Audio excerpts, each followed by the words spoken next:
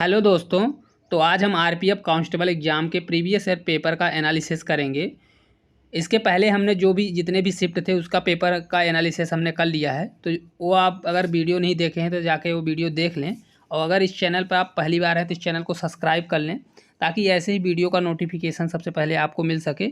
और यह है 24 जनवरी 2019 के फर्स्ट शिफ्ट में आया हुआ पेपर है। तो चलिए देरी न करते हुए हम वीडियो को स्टार्ट करते हैं।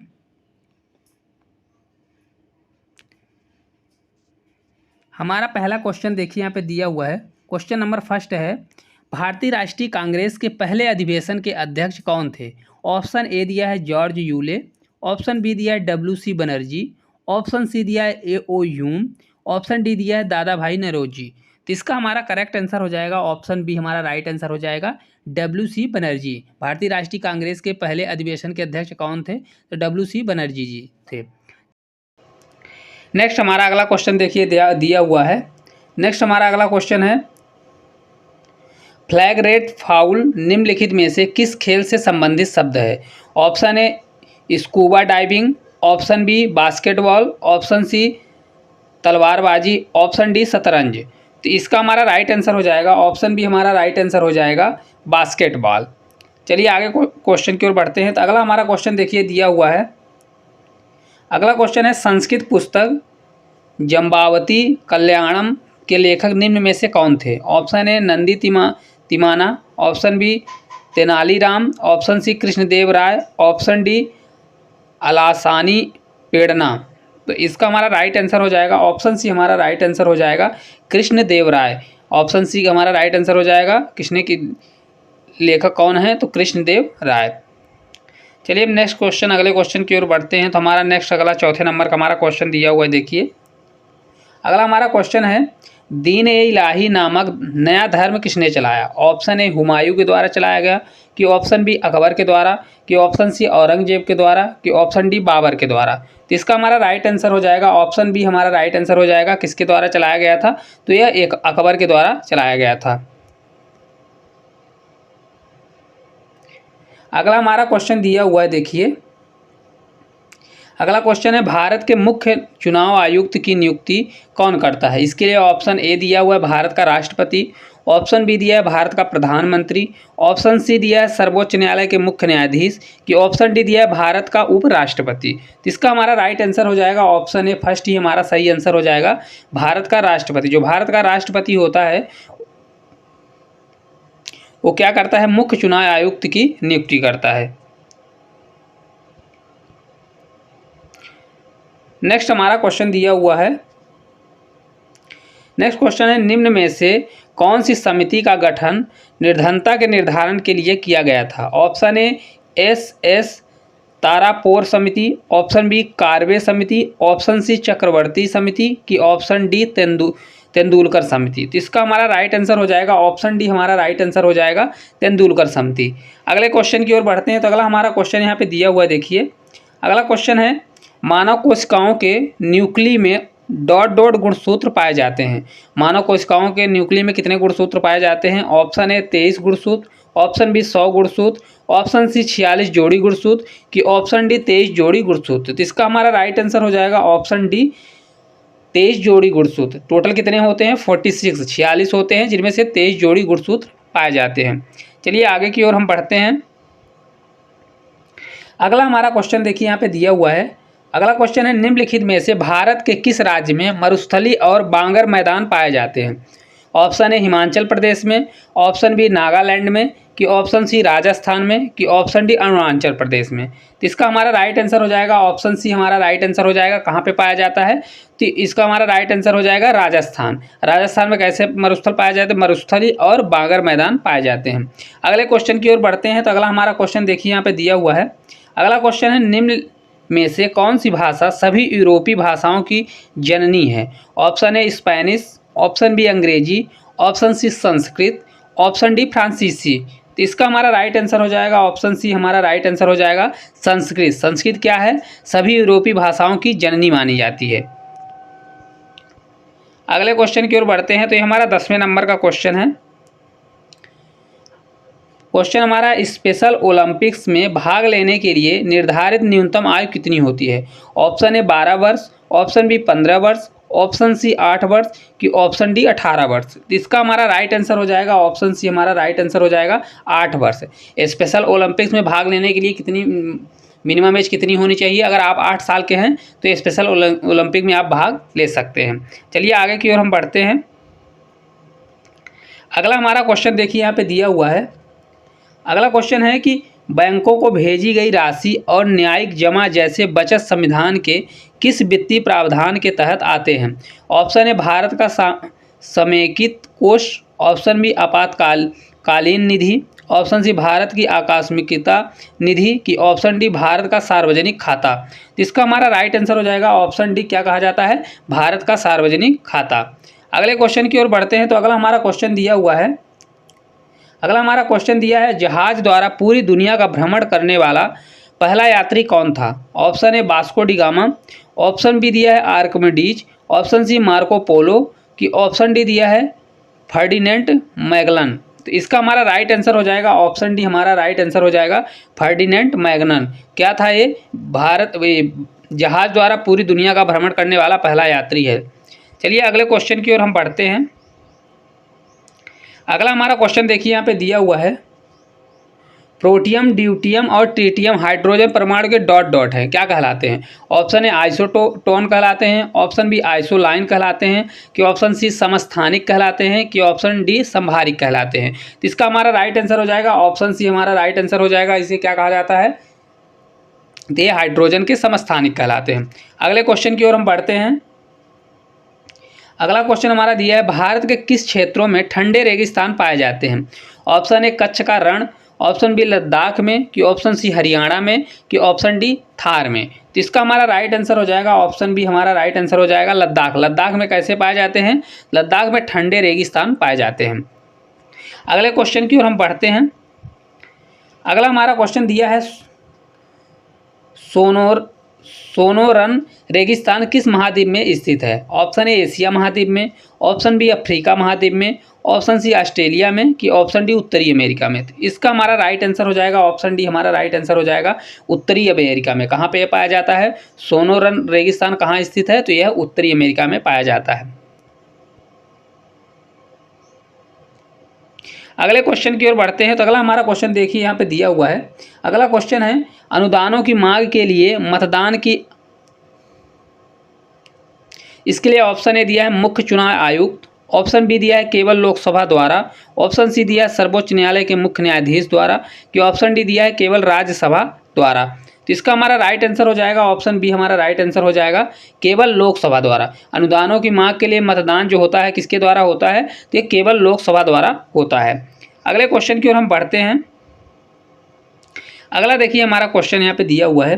अगला क्वेश्चन है पुलिस, कृषि और सिंचाई भारतीय संविधान की किस सूची से संबंधित है? ऑप्शन ए संघीय सूची, ऑप्शन बी समवर्ती सूची, ऑप्शन सी केंद्र की अवशिष्ट शक्तियाँ, ऑप्शन डी राज्य सूची। तो इसका हमारा राइट आंसर हो जाएगा ऑप्शन डी। ये किसके अंतर्गत आता है? तो ये आता है राज्य सूची के अंतर्गत। जो कृषि होता है, पुलिस और सिंचाई किसके कौन सी सूची के अंतर्गत आता है? तो ये राज्य सूची के अंतर्गत आता है। अगले क्वेश्चन की ओर बढ़ते हैं। तो अगला हमारा क्वेश्चन देखिए दिया हुआ है करदाताओं की संख्या और राजस्व कर के नहीं बढ़ने का कारण है। ऑप्शन ए प्रत्यक्ष करों में वृद्धि, ऑप्शन बी कर अनुपालन लागू करने के कारण, ऑप्शन सी काले धन में वृद्धि, ऑप्शन डी आधार करों में वृद्धि। तो इसका हमारा राइट आंसर हो जाएगा ऑप्शन सी, हमारा राइट आंसर हो जाएगा काले धनों में वृद्धि। अगले क्वेश्चन की ओर हम बढ़ते हैं। अगला हमारा देखिए क्वेश्चन यहाँ पे दिया हुआ है बुद्ध को निम्न में से किस स्थान पर ज्ञान प्राप्त हुआ था? बुद्ध को ज्ञान की प्राप्ति कहाँ पे हुई थी? ऑप्शन ए कुशीनगर में, ऑप्शन बी लुम्बिनी में, ऑप्शन सी सारनाथ में कि ऑप्शन डी बोध गया में। तो इसका हमारा राइट आंसर हो जाएगा ऑप्शन डी, हमारा राइट आंसर हो जाएगा। तो उन्हें ज्ञान की प्राप्ति कहाँ पे हुई थी? तो बोध गया में हुई थी। अगले क्वेश्चन की ओर हम बढ़ते हैं। तो अगला देखिए हमारे पास क्वेश्चन दिया हुआ है निम्न में से किसे शल्य चिकित्सा के जनक के रूप में जाना जाता है? ऑप्शन ए चाणक्य को, ऑप्शन बी अमर सिंह को कि ऑप्शन सी सुश्रुत को कि ऑप्शन डी चरक को। तो इसका हमारा राइट आंसर हो जाएगा ऑप्शन सी, हमारा राइट आंसर हो जाएगा सुश्रुत को। सुश्रुत को क्या माना जाता है? तो शल्य चिकित्सा के जनक के रूप में जाना जाता है। चलिए अगले क्वेश्चन की ओर हम बढ़ते हैं। अगला देखिए हमारा यहाँ पे क्वेश्चन दिया हुआ है। क्वेश्चन हमारा ये है लंबे समय तक आर्द्र वायु के संपर्क में रहने वाले कॉपर के बर्तनों पर हरे रंग की कोटिंग के लिए निम्न में से कौन जिम्मेदार है? जो हरे रंग की कोटिंग चढ़ जाती है उसमें से कौन जिम्मेदार है? ऑप्शन ए कॉपर ऑक्साइड और नीली हरी शैवाल है। ऑप्शन बी लाइकेन और कॉपर कार्बोनेट है। कि option C copper hydroxide और मैग्नीशियम कार्बोनेट है। कि option D copper hydroxide और कॉपर कार्बोनेट है। तो इसका राइट आंसर हो जाएगा ऑप्शन डी, हमारा राइट आंसर हो जाएगा कॉपर हाइड्रा ऑक्साइड और कॉपर कार्बोनेट के कारण क्या होता है कि जो बर्तन होते हैं उनमें से कोटिंग चढ़ जाती है बर्तनों पर हरे रंग की। चलिए आगे की ओर हम बढ़ते हैं। हमारा अगला क्वेश्चन देखिए यहाँ पे दिया हुआ है। अगला क्वेश्चन है अप्रत्याशित स्थितियों में राष्ट्रपति द्वारा उपयोग किया जाने वाला फंड कौन सा होता है? ऑप्शन ए भारत की आकस्मिक निधि। ऑप्शन बी भारत का समेकित कोष। ऑप्शन सी आपातकालीन निधि। ऑप्शन डी भारत का सार्वजनिक खाता। तो इसका हमारा राइट आंसर हो जाएगा ऑप्शन फर्स्ट ही हमारा इसका राइट आंसर हो जाएगा भारत की आकस्मिक निधि। अगले क्वेश्चन की ओर हम बढ़ते हैं। अगला देखिए यहाँ पे क्वेश्चन दिया हुआ है विश्व व्यापार संगठन की स्थापना कब की गई थी? विश्व व्यापार संगठन की स्थापना कब की गई थी? ऑप्शन ए 1995 में। ऑप्शन बी 1996 में। ऑप्शन सी दिया 1994 में। कि ऑप्शन डी 1993 में। तो इसका हमारा राइट आंसर हो जाएगा ऑप्शन फर्स्ट ही हमारा राइट आंसर हो जाएगा। इसकी कब स्थापना की गई थी? तो विश्व व्यापार संगठन की स्थापना की गई थी 1995 में। चलिए आगे की ओर हम बढ़ते हैं। देखिए अगला हमारा क्वेश्चन दिया हुआ है यहाँ पे। अगला हमारा क्वेश्चन है सर्वोच्च न्यायालय की स्थापना और संगठन में से संबंधित प्रावधान भारतीय संविधान के किस अनुच्छेद के अंतर्गत दिए गए हैं? Option A article 124। Option B article 136। Option C article 147। Option D article 142। इसका हमारा राइट आंसर हो जाएगा ऑप्शन फर्स्ट ही हमारा इसका राइट आंसर हो जाएगा आर्टिकल 124। चलिए आगे की ओर हम बढ़ते हैं। तो अगला हमारा क्वेश्चन देखिए यहाँ पे दिया हुआ है। अगला हमारा क्वेश्चन एक स्वायत्त निकाय के रूप में भारतीय संसदीय समूह का गठन किस वर्ष किया गया?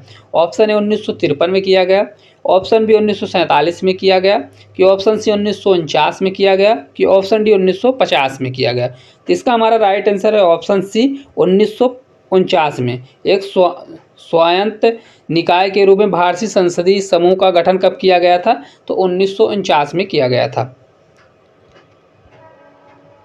चलिए हम आगे की ओर बढ़ते हैं। हमारा अगला क्वेश्चन देखिए यहाँ पे दिया हुआ है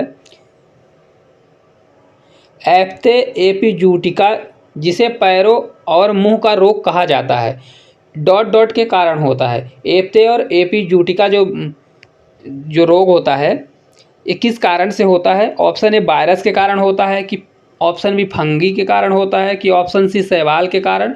कि ऑप्शन डी बैक्टीरिया के कारण। तो इसका हमारा राइट आंसर हो जाएगा ऑप्शन ए हमारा राइट आंसर हो जाएगा किसके कारण होता है? तो वायरस के कारण होता है। चलिए अगले क्वेश्चन की ओर हम बढ़ते हैं। अगला देखिए हमारा यहाँ पे क्वेश्चन दिया है रेल बजट को आम बजट से अलग किस समिति की सिफारिश के आधार पर किया गया था? ऑप्शन ए जेबीपी समिति। ऑप्शन बी दिया है एचिसन समिति। ऑप्शन सी दिया एकवर्थ समिति। ऑप्शन डी दिया है मैकाले समिति। इसका हमारा राइट आंसर हो जाएगा ऑप्शन सी हमारा राइट आंसर हो जाएगा एकवर्थ समिति। एकवर्थ समिति के द्वारा क्या किया गया था? रेल बजट को आम बजट से अलग कर दिया गया था। अगले क्वेश्चन को देखते हैं। तो अगला हमारा देखिए क्वेश्चन यहाँ पे दिया हुआ है भारतीय रिजर्व बैंक द्वारा निर्धारित वरीयताओं में शामिल नहीं है। ऑप्शन ए कृषि नहीं शामिल है। ऑप्शन बी शिक्षा नहीं शामिल है। कि ऑप्शन सी निर्यात ऋण नहीं है। कि ऑप्शन डी सूचना प्रौद्योगिकी नहीं शामिल है। तो इसका हमारा राइट आंसर हो जाएगा ऑप्शन डी सूचना प्रौद्योगिकी जो है ये भारतीय रिजर्व बैंक द्वारा निर्धारित वरीयताओं में शामिल नहीं है। चलिए अगले क्वेश्चन की ओर हम बढ़ते हैं। अगला हमारा क्वेश्चन देखिए यहाँ पे दिया हुआ है।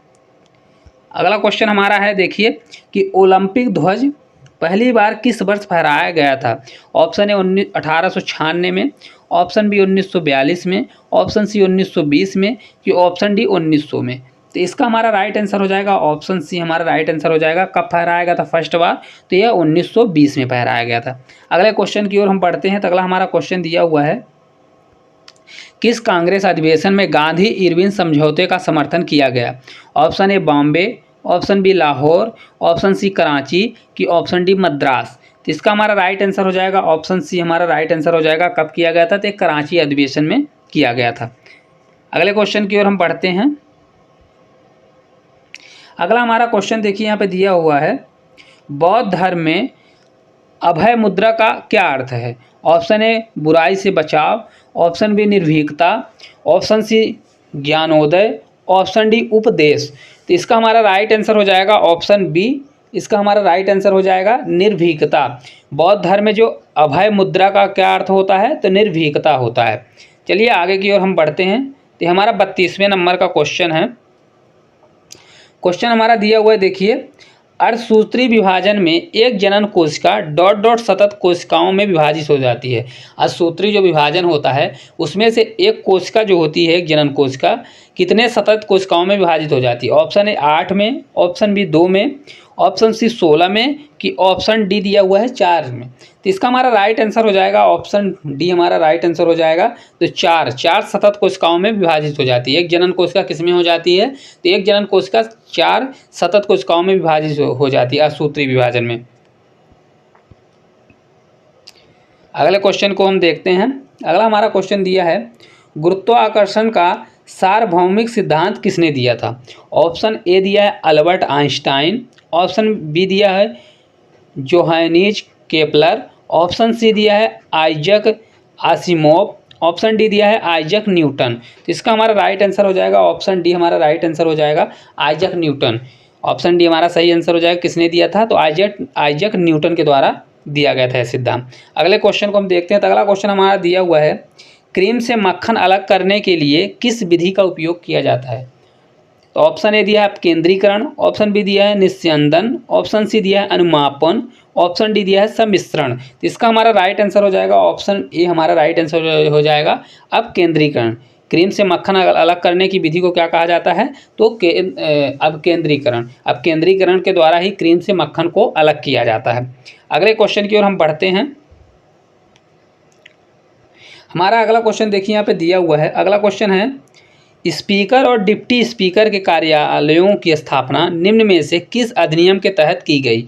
ऑप्शन ए भारत सरकार अधिनियम 1909, ऑप्शन बी दिया भारत सरकार अधिनियम 1919, ऑप्शन सी दिया भारत सरकार अधिनियम 1935, ऑप्शन डी दिया भारतीय स्वतंत्रता अधिनियम 1947। इसका हमारा राइट आंसर हो जाएगा ऑप्शन बी, हमारा राइट आंसर हो जाएगा भारत सरकार अधिनियम 1919। अगले क्वेश्चन की ओर हम बढ़ते हैं। तो अगला हमारा क्वेश्चन दिया हुआ है, देखिए, निम्न में से किस पेशवा को नाना साहब के नाम से जाना जाता था?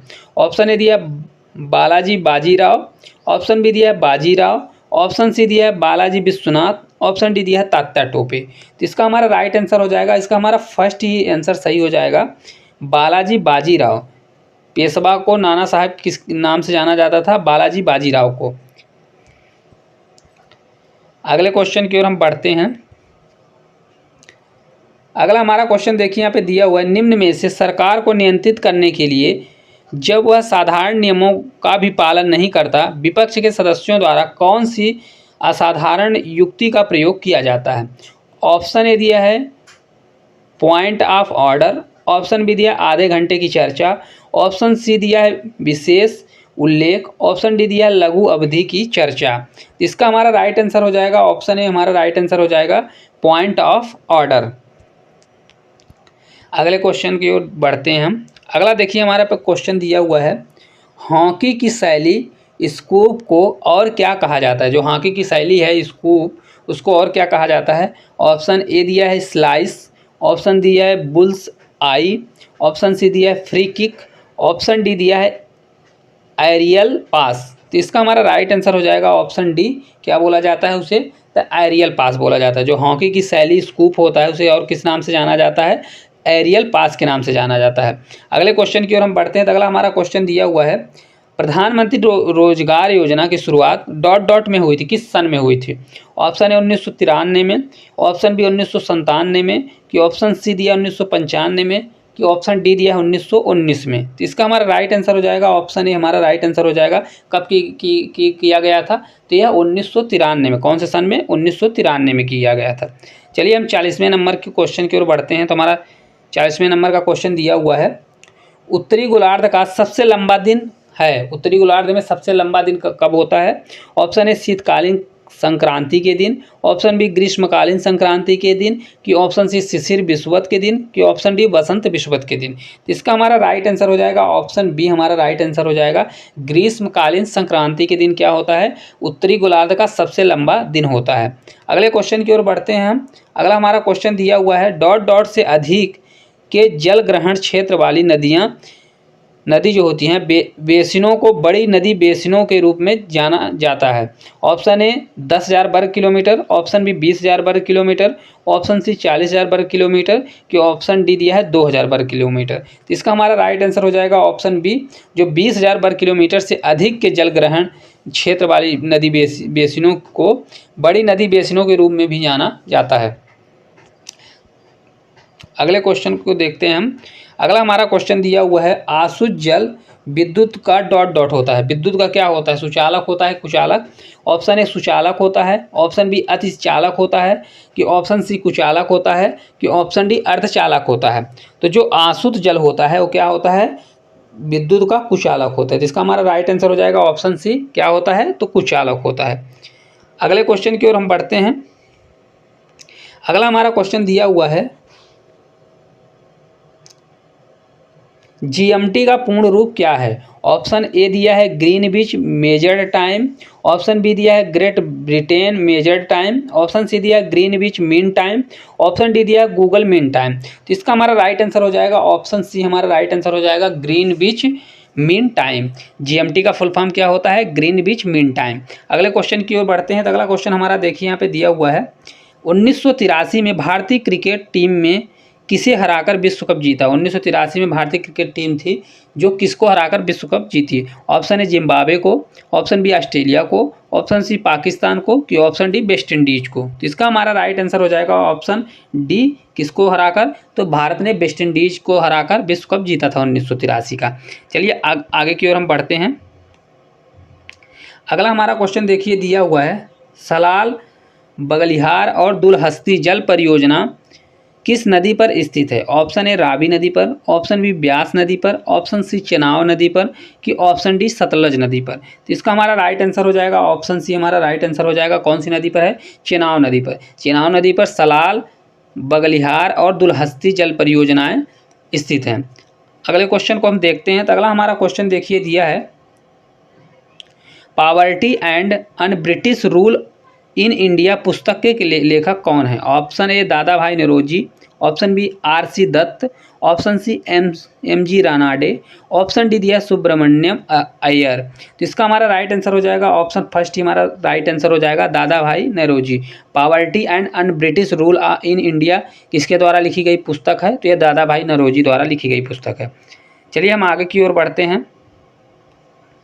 अगला हमारा क्वेश्चन देखिए दिया हुआ है योग में स्वास्तिकासन किस मुद्रा को व्यक्त करता है। ऑप्शन ए ऊंट को, ऑप्शन बी मांगलिक को, ऑप्शन सी टिड्डा को, ऑप्शन डी कुत्ता को। तो इसका हमारा राइट आंसर हो जाएगा ऑप्शन बी, हमारा राइट आंसर हो जाएगा किसको ये व्यक्त करता है, तो यह मांगलिक को व्यक्त करता है। अगला हमारा क्वेश्चन दिया हुआ देखिए कुट्रालम जलप्रपात कहाँ स्थित है। इसके लिए ऑप्शन ए दिया है तमिलनाडु, ऑप्शन बी दिया है कर्नाटक, ऑप्शन सी दिया है केरल, ऑप्शन डी दिया है तेलंगाना। तो इसका हमारा राइट आंसर हो जाएगा ऑप्शन फर्स्ट ही हमारा राइट आंसर हो जाएगा तमिलनाडु। कुट्रालम जलप्रपात कहाँ स्थित है, तो यह तमिलनाडु में स्थित है।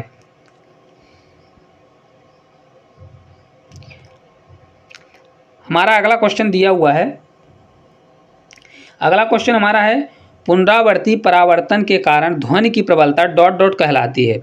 ऑप्शन ए स्वरमान कहलाती है, ऑप्शन बी प्रतिध्वनि कहलाती है, कि ऑप्शन सी अनुनाद कहलाती है, कि ऑप्शन डी अनुकंपन कहलाती है। तो इसका हमारा राइट आंसर हो जाएगा ऑप्शन डी अनुकंपन। पुनरावर्ती परावर्तन के कारण ध्वनि की प्रबलता क्या कहलाती है, तो यह अनुकंपन कहलाती है। चलिए हम नेक्स्ट क्वेश्चन की ओर बढ़ते हैं। तो ये हमारा 50वें नंबर का हमारा लास्ट क्वेश्चन है।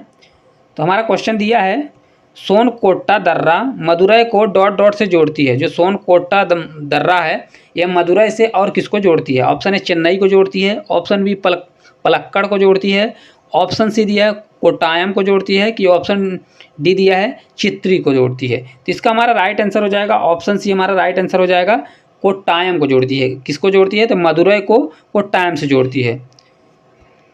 तो दोस्तों इस प्रकार हमने 50 क्वेश्चनों का प्रैक्टिस किया है, जो आपके पेपर के दृष्टि से बहुत महत्वपूर्ण है। तो डेली ऐसे हम प्रैक्टिस सेट लाएंगे। तो अगर आपको ये वीडियो अच्छी लगी हो तो इस वीडियो को लाइक करें और चैनल को सब्सक्राइब कर लें, ताकि वीडियो का नोटिफिकेशन सबसे पहले मिल सके। Thank you.